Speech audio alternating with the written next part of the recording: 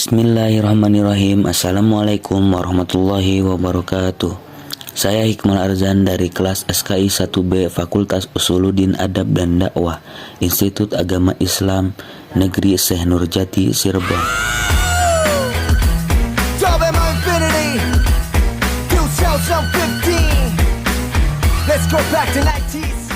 Materi yang pertama yaitu sejarah perjuangan bangsa Indonesia masa kejayaan nasional dan kolonialisme Belanda. Masa kejayaan itu sendiri adalah masa di mana terjadi peradaban yang luar biasa pada masa lalu di Nusantara ini. Entah itu melalui peninggalannya, kemajuan masyarakatnya pada saat itu, atau kebermaknaan yang terjadi pada saat ini. Pada masa kejayaan ini, saya akan memfokuskan kepada dua era kerajaan besar yang ada di Indonesia, yaitu Kerajaan Sriwijaya dan Kerajaan Majapahit. Berikut ini adalah nilai-nilai budaya bangsa pada saat Kerajaan Sriwijaya dan Kerajaan Majapahit. Materi yang kedua adalah sejarah perjuangan bangsa Indonesia melawan kolonial Jepang dan sejarah perumusan Pancasila.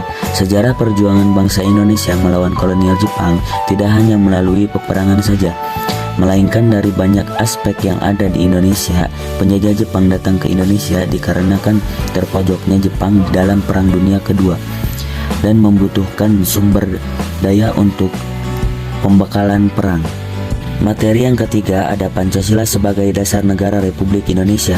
Pancasila merupakan pedoman dan landasan tujuan untuk mewujudkan masyarakat yang adil juga masyarakat yang makmur. Materi yang keempat ada Pancasila sebagai ideologi nasional bangsa Indonesia.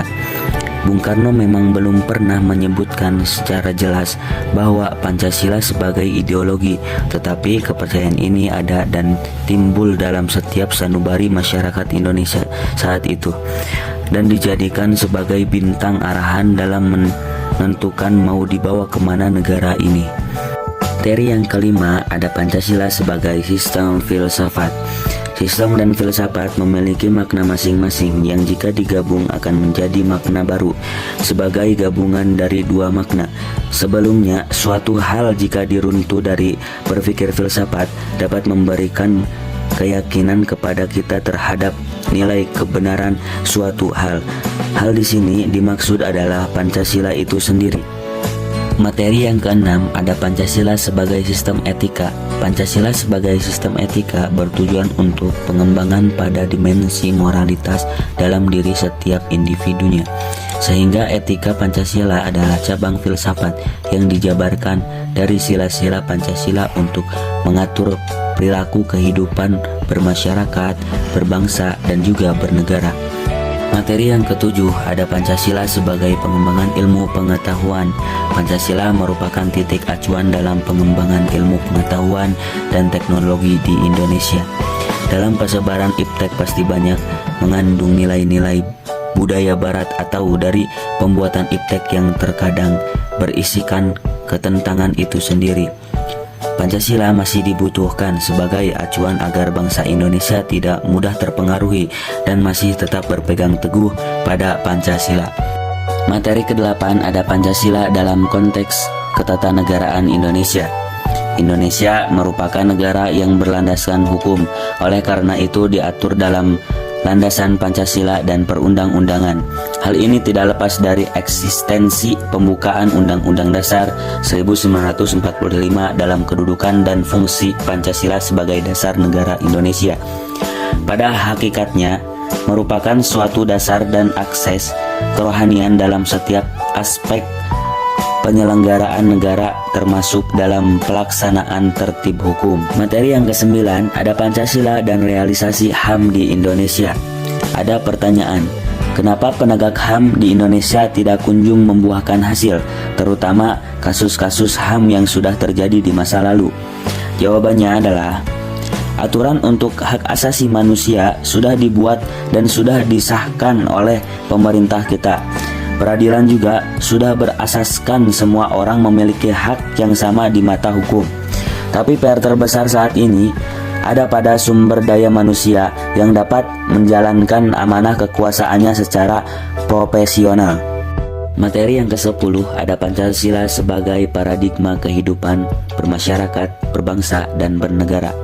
Istilah paradigma merupakan suatu asumsi-asumsi dasar dan merupakan suatu sumber-sumber hukum, metode penerapan dalam ilmu pengetahuan sehingga sangat menentukan sifat, ciri, serta karakter ilmu pengetahuan itu sendiri. Materi yang ke-11 ada Pancasila dalam sejarah perkembangan bangsa Indonesia. Itu meliputi 3 periode, yaitu yang pertama ada Orde Lama, yang kedua Orde Baru, dan yang ketiga era Reformasi. Pandangan orang asing, khususnya Belanda, mengenai kedaulatan bangsa Indonesia berakhir pada kekalahan dalam mempertahankan wilayahnya pada diplomasi dalam dunia internasional. Kemudian adanya pembentukan Republik Indonesia dari hasil konferensi meja bundar. Namun setelah itu Republik Indonesia Serikat resmi dibubarkan pada tanggal 17 Agustus 1950 dan digantikan oleh Negara Kesatuan Republik Indonesia. Materi ke-12 ada dinamika pelaksanaan Pancasila dan Undang-Undang Dasar tahun 1945, era reformasi, ditandai dengan hancurnya ekonomi nasional, maka timbulnya gerakan masyarakat yang dipelopori oleh mahasiswa dan juga cendekiawan. Moral politik yang menuntut adanya reformasi di segala bidang politik, ekonomi, dan juga hukum. Hal ini terjadi karena penggunaan Pancasila sebagai alat politik yang dilakukan pada era Orde Baru.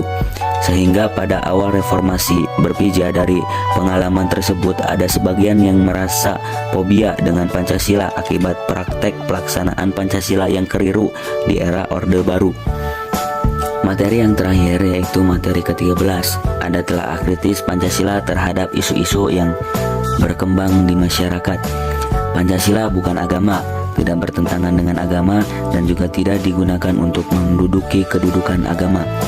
Fungsi utama dari Pancasila itu sendiri adalah sebagai tali pengencang pada setiap kebinekaan yang ada berdasarkan kronologis bangsa dan negara ini bisa bersatu. Agama maupun Pancasila kedudukannya ada dalam tatanan konsep tidak saling bertentangan dan saling menguatkan satu sama lain, sehingga kalau pemerintahan dianggap menyimpang dari arah arungan Pancasila, kita sebagai komunitas sosial wajib mengkoreksi kesalahan pemerintah itu sendiri. Segitu saja materi dari saya, kurang lebihnya mohon maaf. Wassalamualaikum warahmatullahi wabarakatuh. See you next time.